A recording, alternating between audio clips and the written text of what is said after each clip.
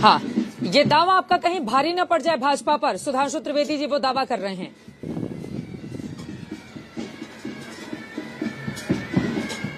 देखिए, मनोज जी ने जो कहा तो मैं एक छोटी सी बात कहना चाहता हूं। इन्होंने कहा कि दलित, गरीब, गांव गरीब किसान, झुग्गी झोपड़ी का इंसान, कितनों के पास इनकम टैक्स का नोटिस आता है?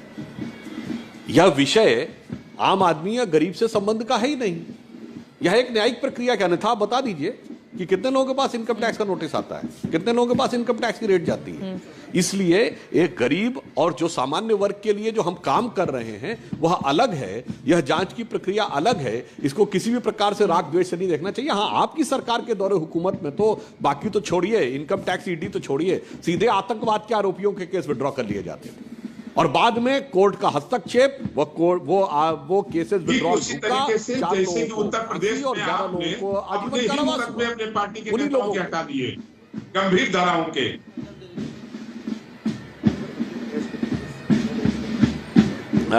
मनोज जी, एक एक करके अपनी बात रख लेंगे तब समझ में आएगा। जो मुकदमे आपने हटाए, अगर चुनाव के ठीक पहले, सुनिए ना सर सुधांशु जी, अगर चुनाव के ठीक पहले जांच एजेंसियां इतनी ज्यादा सक्रिय हो जाएंगी तो फिर पूछा जाएगा ना आपसे सवाल कि आखिर चुनाव के ठीक पहले ही आप सारी जांच, अगर ये पुरानी सरकारों की जांच प्रक्रिया का हिस्सा था तो आप बताइए इन्हीं चारों नेताओं पर कितनी बार आईटी की रेड पड़ी है इन बीते 4.5 सालों में। अब चुनाव के ठीक पहले अगर इनके घर में रेड पड़ेगी तो आपसे सवाल पूछे जाएंगे। देखिए चित्रा जी, मैं यहां ये कहना चाहता हूं, चुनाव से पहले कार्रवाई हो रही है ऐसा नहीं है। चुनाव के समय वह कार्रवाई लाइमलाइट में ज्यादा आ जाती है, पब्लिक डोमेन में ज्यादा आ जाती है। जब भी कहीं इनकम टैक्स की रेड होती है तो सीधे नहीं होती है, पहले नोटिस जाता है, फिर उसके क्वेरी मांगी जाती है, क्वेरी के जवाब के बाद संतुष्ट होते हैं अथवा असंतुष्ट होते हैं, उसके बाद जाके यह प्रक्रिया होती है। तो ऐसा नहीं कि सडनली एक दिन उनके मन में आया और जाके इनकम टैक्स की टीम उड़कर उनके घर पे पहुंच गई। तो वह प्रक्रियाएं चलती रहती है, प्रक्रिया के आगे जाके यह परिणति होती है। और अगर नोटिस भेजी गई, ये हमारी आपकी जानकारी का विषय है। एक बार उनकी बात पूरी हो जाए, इसके बाद आप बोलिएगा, दोनों लोग साथ में बोलेंगे, समझ में नहीं आएगा। एक बार उनकी बात तो सुन लीजिए, पूरी हो जाए। देखिए,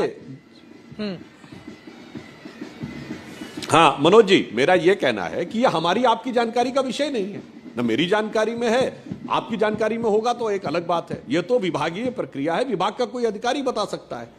पर इतना जरूर है कि जितना हम लोगों को जानकारी है कि कहीं पर भी इनकम टैक्स की रेट का विषय आता है तो अचानक नहीं हो जाता है, लग रहा है कि चुनाव कोई ना कोई पहले नोटिस होता है, उसके रिप्लाई मांगा जाता है, रिप्लाई मिलने के बाद अमलीकरण में ही होता है।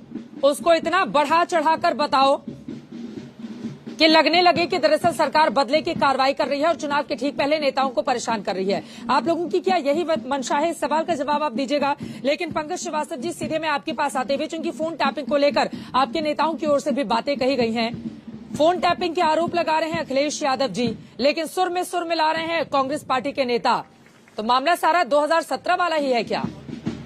चित्रा जी, ये मामला दरअसल इस देश के संविधान को बचाने का है, इस देश की तमाम संस्थाओं को और लोगों की जो अभिव्यक्ति और निजता का अधिकार है उसको बचाने का है। मैं आपको याद दिला दूं, अभी पिछले दिनों बाकायदा पेगासस पे एक रिपोर्ट आई, इंटरनेशनली रिपोर्ट आई, और आप जानते हैं कि दुनिया भर में वॉशिंगटन पोस्ट के साथ करीब 16 ऐसे मीडिया हाउसेस थे जिन्होंने रिपोर्ट प्रकाशित की, जिसने बताया कि जो स्पाईवेयर है पेगासस इजराइल का, उसे खरीद के तमाम सरकारें इस्तेमाल कर रही। यहां पर सुप्रीम कोर्ट ने पूछा इस सरकार से कि आप बताइए आपने इस्तेमाल किया है कि नहीं, आपने खरीदा है कि नहीं।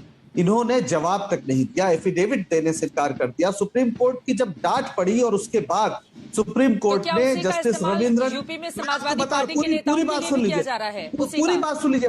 बात एक नियत की है कि जस्टिस रविंद्रन के अध्यक्षता में अब जांच कमेटी बन गई, लेकिन भारतीय जनता पार्टी और उसके सरकार की जो नियत थी वो सामने आ गई। उससे इस देश के लोगों की निजता से कोई लेना देना नहीं। और उस समय जो तमाम नाम आए थे, न सिर्फ राहुल गांधी का नाम आया था, जो चुनाव आयुक्त अशोक लवासा थे उनका नाम आया था, बल्कि इनके अपने केंद्रीय मंत्रियों का नाम आया था। और रंजन गोगोई जी चीफ जस्टिस थे, जिन्हें इन्होंने राज्यसभा में भेजा है, उन पर यौन उत्पीड़न का आरोप लगाने वाली सुप्रीम कोर्ट के कर्मचारी और उसके तमाम रिश्तेदारों का नाम आया था। तो सवाल यह है कि भारतीय जनता पार्टी जिस तरीके से पूरे देश को एक पुलिस स्टेट या सर्विलेंस स्टेट बनाना चाहती है, उस पर तो सबको चिंता होगी। ये केवल एक पार्टी का मामला नहीं है, खुद इनकी पार्टी के लोग भी इसको लेकर चिंतित होंगे। और मेरा ख्याल है कि इस पर अब किसी को शक नहीं रह गया है कि क्या तरीका है भारतीय जनता पार्टी के काम करने।